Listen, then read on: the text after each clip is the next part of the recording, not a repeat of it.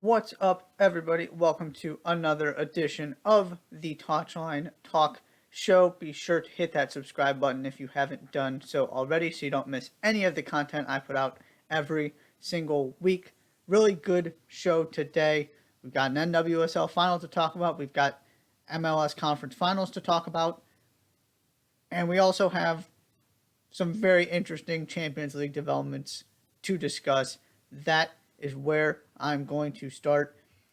And when you're talking about the storyline coming out of the Champions League this week, match day 5, it is the teams that will not be participating in the knockout stage. And it is, once again, the Super League. And I'm talking about this in the context of the Super League because in the past week or two, we have the chief executive of the Super League saying it is realistic that it's going to be functioning within 3 years.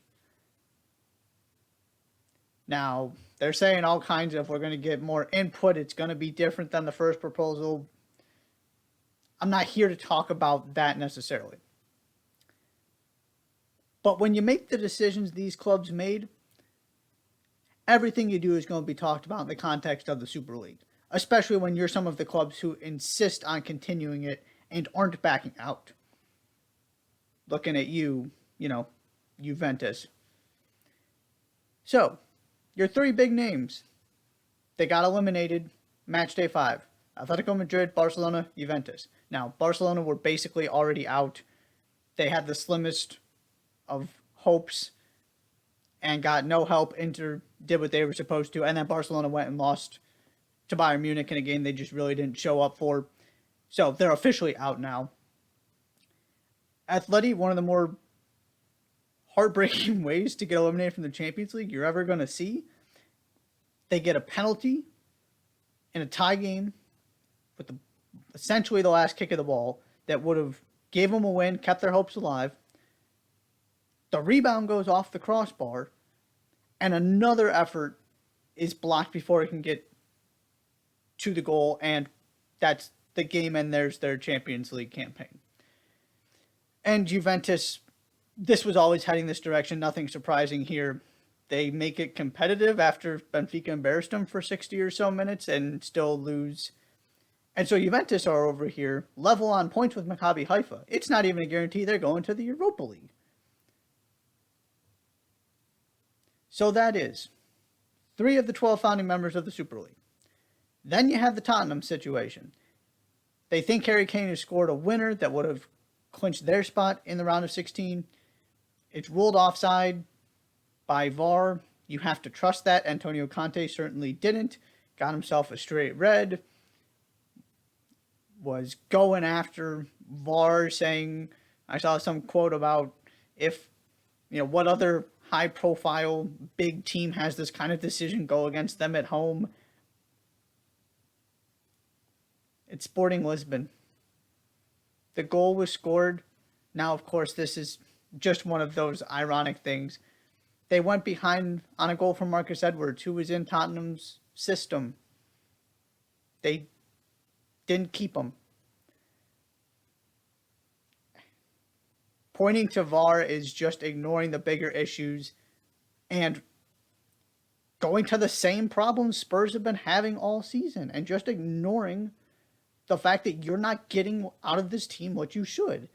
And I saw something else that Conte is calling for more money, as if he didn't just get a boatload to spend in the transfer window. Now, I understand some of those players are hurt. They're nowhere near full strength right now. Sporting Lisbon, a good team having a fine season. A team Tottenham should be taken care of regardless of who's on the field, at home. And so now Spurs still very much have the ability to get through, but they have work to do on match day 6 to make sure. And then I will get to AC Milan later. They are in a pretty good position, but also have not clinched their spot. So that is 5 of the 12 founding members. Manchester United and Arsenal are already in the Europa League. Now, yes, this includes the fact that only 4 Premier League teams can make it, so that skews this a little bit, and I'll acknowledge that at the beginning. My point is that 7 of the 12 founding members of the Super League who are either in danger of missing the knockout stage of the Champions League, will not be participating in it, or are already in the Europa League.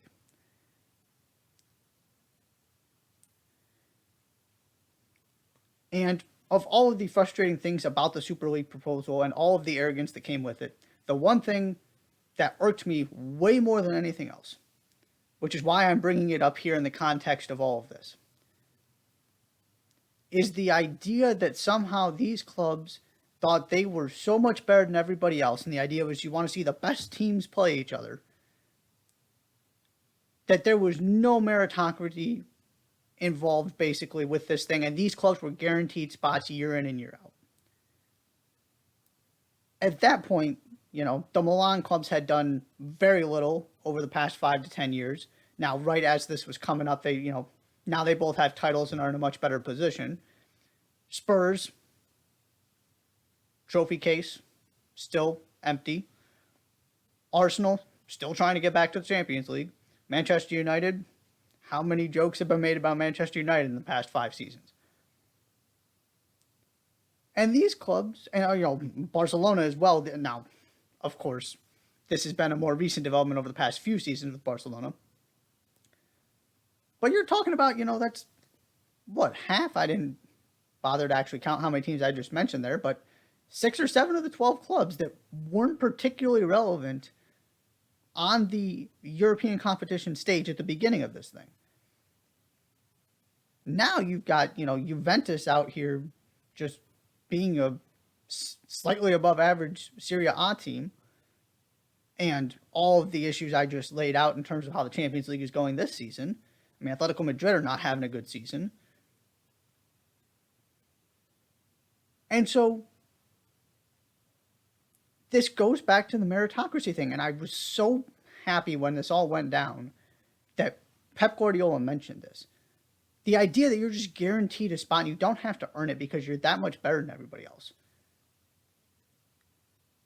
It's the amount of audacity it takes to suggest that when you're in the situation some of these clubs are is just remarkable. And so this is something they have to deal with the consequences of.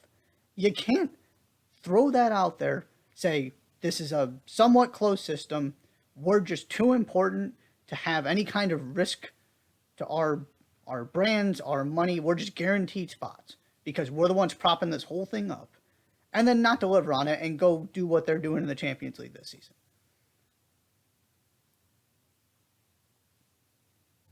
And the other beautiful part of this is, well, one of my favorite things of the group stage of the Champions League. I'll start with this one. So Atletico Madrid are not going through. The first team in Atletico Madrid's group to secure their spot in the round of 16 was Club Brugge. Club Brugge has losses to Eupen, Standard Liège, and Westerlo this season. And also, and the other team going through is a Porto team that's been good, having a fine season, not the best team in their own domestic league. And not particularly close to, I mean, they're second best team, but there's a gap between them and team number 1. That's who went through because Atletico Madrid couldn't get the job done. So you have 12 teams at this point through to the knockout stage. 3 of them are from leagues outside the top 5. 5 of the 12 are Super League teams. Now, yes, you got your Bayern Munichs and your PSGs in there who didn't join. That's not, you know, that one's not as important. The point being, if 3 of the 12, you have 3 teams who have already clinched one of those 16 spots, which is the same number as of the 12 Super League teams, the amount that joined the competition in the group stage and then failed to advance. And you're out here continuing to talk about the Super League. It would be one thing if you really were that much better than everybody else and could kind of frame it as it's in everybody's best interest. We want the better competition. it's also not fair to these other teams because they just don't really have a chance. So now you give them something they can actually win. And that's just not the reality of the situation. This will always be the thing that irks me most about how that, for all of the mistakes that were made rolling out this Super League idea, this will be the one that forever irks me most. And so here we are on match day 5 talking about these. I mean, Barcelona 2 years in a row. Juventus is a mess. Atletico Madrid doesn't have much going on. Tottenham could join them. AC Milan could join them. And I'm bringing this up because the Super League is not dead. I don't know if it ever comes to fruition, but there are people, make no mistake about it, there are people still working to turn that into a reality. Might it take a different form? Sure. I mean, out of necessity, because nobody's going to let them go try and do what they did last time because it was so ridiculous. But the idea that, right, it's not like Florentino Perez is in a different situation because Real Madrid continued to deliver in the Champions League, although we'll get to them in a little bit too.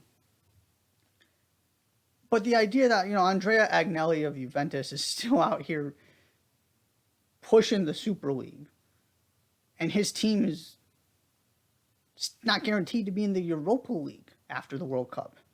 Now they should, well, maybe. I'm not going to say they should make that happen. They have an opportunity to at least get to the Europa League. But you're going to look down at the Europa League once we get into the knockout portion of this, and you're going to see all kinds of massive names. And most of them, there are some situations where there was going to be a big team from Barcelona's group because Bayern and Inter were in there as well. That was just an unlucky draw. There was going to be at least a fairly big name from the Liverpool, Napoli, Ajax group. And Napoli just turned into the best team in the world.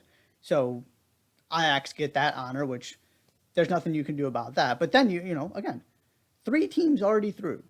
So at least 3 of the 16 are going to be from non-European top 5 leagues. And Benfica looks like a top 15 team in the world. There is no hole to poke in what Benfica have done domestically or in the Champions League so far this season. There are ways to be better. And also, if you're going to just take away the competition, you better be that much better than everybody else. And these teams just aren't. And so when this kind of thing happens, this is exactly what everybody's going to be talking about. And you're going to pay the price because the message you sent by not really communicating anything other than this is what's happening and we need to save the sport is you think you're that much better than everybody else. And you weren't then, and you're not now.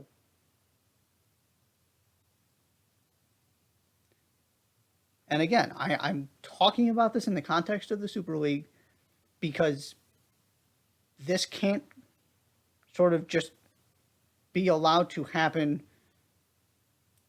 And it is still, that fight is still going on.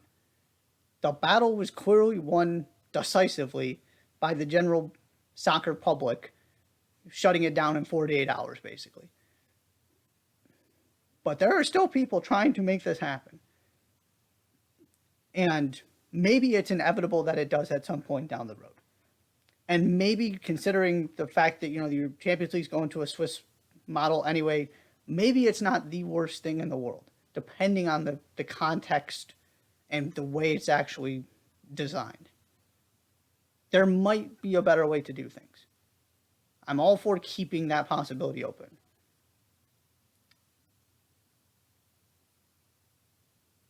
But the people who should be leading those conversations are not the ones who just decided they were better than everybody else and their teams are, where Juventus are right now, where Barcelona are right now.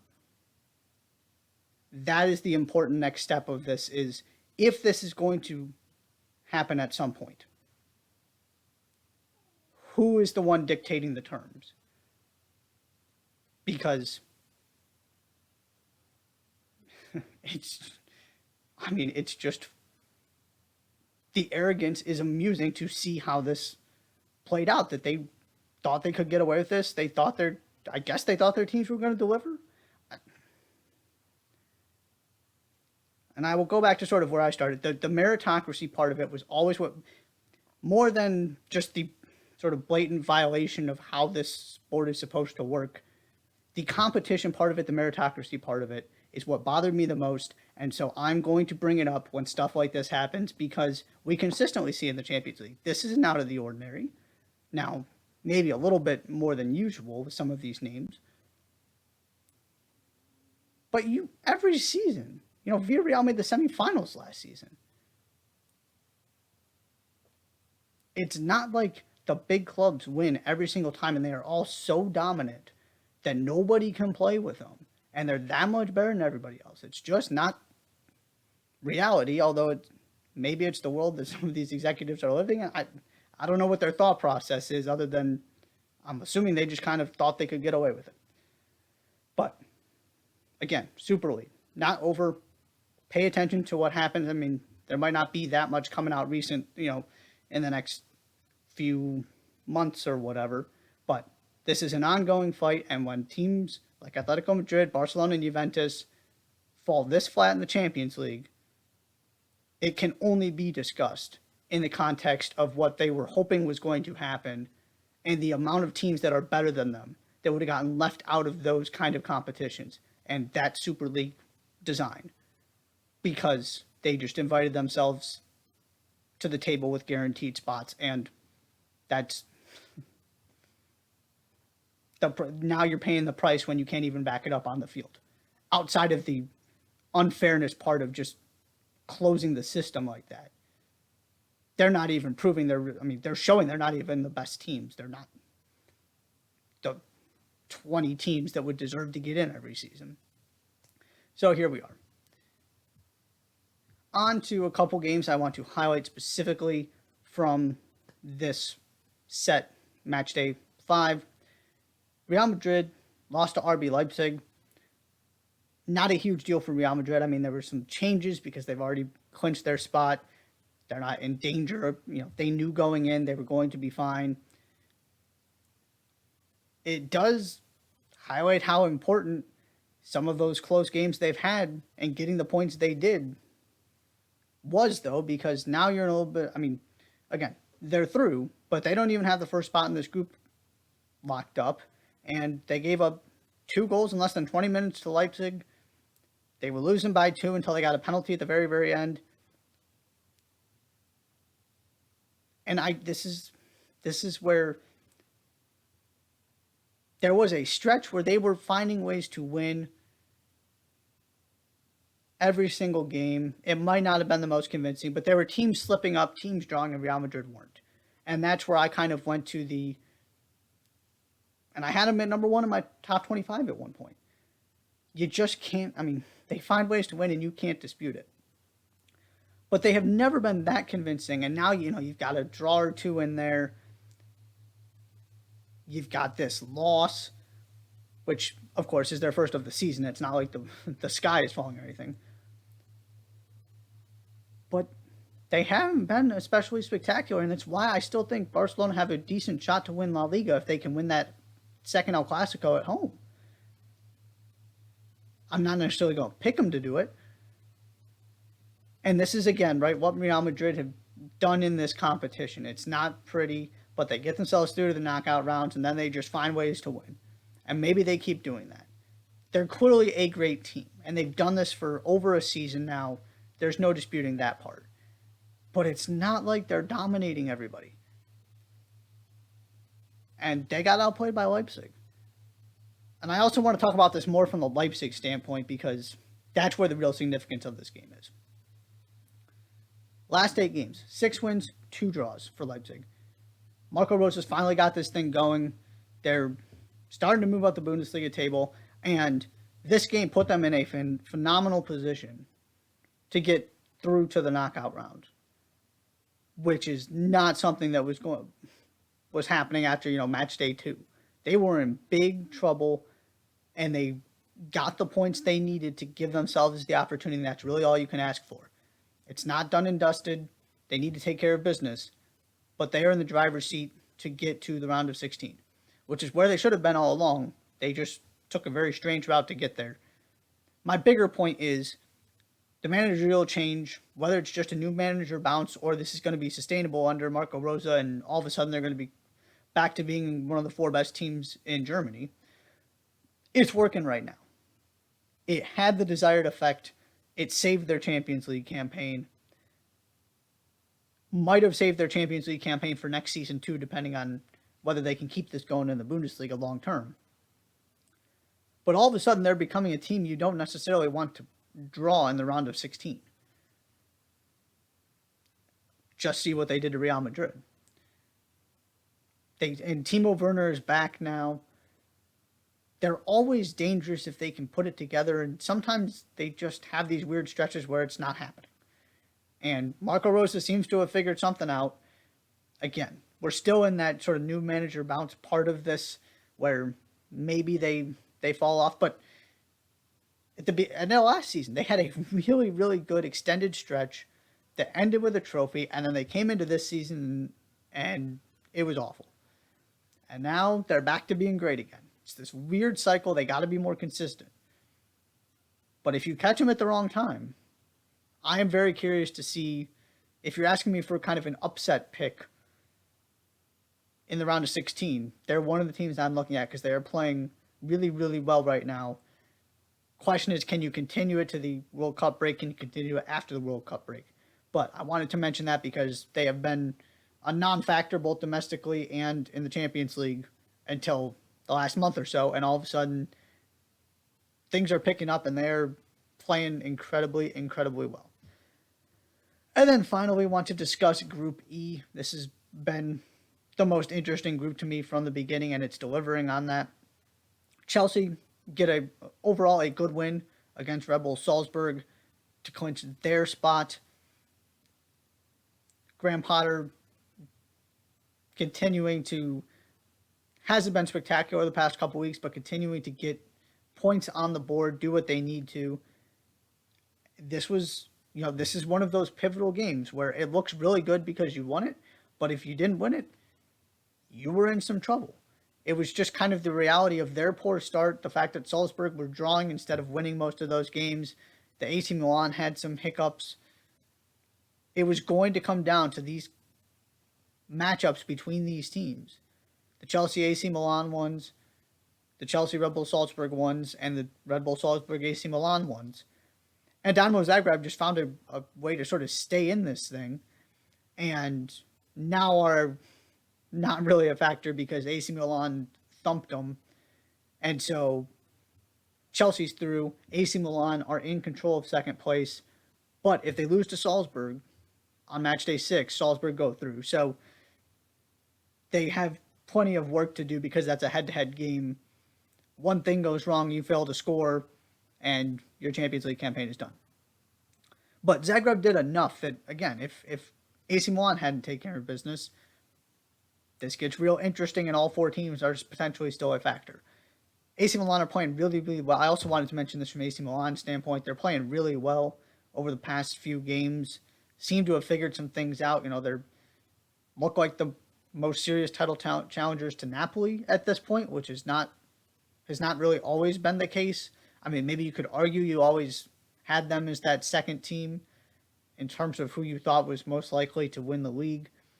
But Atalanta were up there playing really, really well and not dropping points. And they've stumbled a little bit. AC Milan continue to win.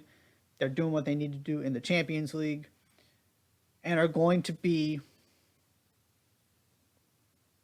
one of those teams that you don't feel necessarily terrible if you end up with them, assuming Chelsea finish top of this group. But there's also a world in which if AC Milan finish second, they draw Club Brugge and are favorites to go through to the quarterfinals, and at that point, kind of all bets are off. So, overall, one of my bigger takeaways from kind of the second half of this Champions League group stage is Serie A showed up. Now, Juventus didn't. But there was a world in which both Inter and AC Milan were going to end up in the Europa League in a best case scenario. And that has turned around to Inter is through, playing a little bit better. AC Milan playing better, in control, have some work to do, but should still get through. And now we get to the question of Can Serie A be a factor in the later rounds of this tournament when it looked like at one point Napoli was just going to be there carrying this entire league by itself? Now the Milan teams are also delivering, and the outlook is different for Serie A as a result when you're talking about representation in that round of 16.